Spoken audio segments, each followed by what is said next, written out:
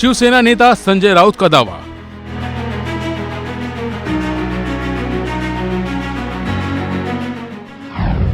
महाराष्ट्र में होगा बड़ा उलटफेर।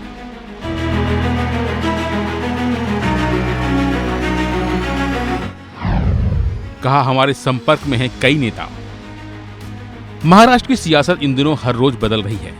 कभी कोई इस पार्टी को ज्वाइन कर रहा है तो कभी कोई दूसरी पार्टी में जा रहा है, जिसकी वजह से इन पार्टियों को बैठे बिठाए मुद्दा मिल जाता है। अब एकनाथ खड़से को ही ले लीजिए। जब से उन्होंने बीजेपी का दामन थामा है, उसके बाद से ही लोग कहने लगे हैं कि महाराष्ट्र में बीजेपी और एकनाथ शिंदे की शिवसेना एनसीपी पवार गुट में सेंध लगाकर उन्हें कमजोर कर रही है। और अब एकनाथ खड़से के बयान की पृष्ठभूमि में शिवसेना यूबीटी के नेता संजय राउत ने बड़ा दावा किया है। उन्होंने कहा है कि महाविकास अघाड़ी के संपर्क में अभी बहुत से नेता हैं। उन्होंने इस बात के संकेत दिए हैं कि महायुति यानी बीजेपी, शिवसेना, एनसीपी के बड़े बड़े नेता एएमबी यानी महाविकास अघाड़ी को ज्वाइन करेंगे। मीडिया के सवालों का जवाब देते हुए संजय राउत ने कहा कि हमारे संपर्क में भी बहुत नेता हैं। जल्द ही आपको पता चल जाएगा कि महाविकास अघाड़ी में महायुति के कितने बड़े नेता आ रहे हैं।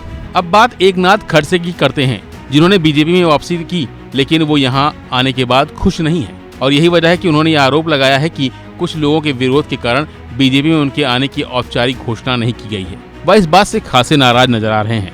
उन्होंने यहाँ तक कहा कि मैं अभी भी शरद पवार के नेतृत्व वाली पार्टी का सदस्य हूँ और उसका विधायक भी हूँ। मेरा इस्तीफा स्वीकार नहीं किया गया है। फिलहाल खड़से वेट एंड वॉच की मुद्रा में है, जहां वो कुछ दिन इंतजार करेंगे और फिर आगे कोई फैसला लेंगे। वैसे चुनाव से पहले महायुति के घटक दलों के नेताओं का इस्तीफा देने का सिलसिला जारी है। बीजेपी नेता पूर्व मंत्री सूर्यकांत पाटिल, माधवराव किल्हालकर ने शरद पवार गुट ज्वाइन कर लिया था। वहीं सोलापुर से वसंत देशमुख ने भी शरद पवार की पार्टी में शामिल होने की घोषणा कर दी। समरजीत घाटगे ने भी एनसीपी एसपी का दामन थाम लिया है। तो वहीं अजीत पवार गुट के रामराजे निम्बालकर ने भी पार्टी छोड़ने की संभावना व्यक्त की है। यानी कुल मिलाकर आने वाले दिनों में महाराष्ट्र की सियासत में अभी और भी उथल पुथल होने की संभावना है और संजय राउत इसी की बात कर रहे हैं। हालांकि महाराष्ट्र में विधानसभा चुनाव की तारीख का ऐलान अभी तक नहीं हुआ है, लेकिन सभी जानते हैं कि आने वाले विधानसभा चुनाव के बाद ही महाराष्ट्र चुनाव का बिगुल बजने वाला है। और यही वजह है कि पार्टियां और नेता अपनी अपनी सहूलियत के हिसाब से पाला बदल रहे हैं। ऐसे में देखने वाली बात यह होगी कि जनता किस पर भरोसा करती है और किसे लेकर अपना फैसला सुनाती है।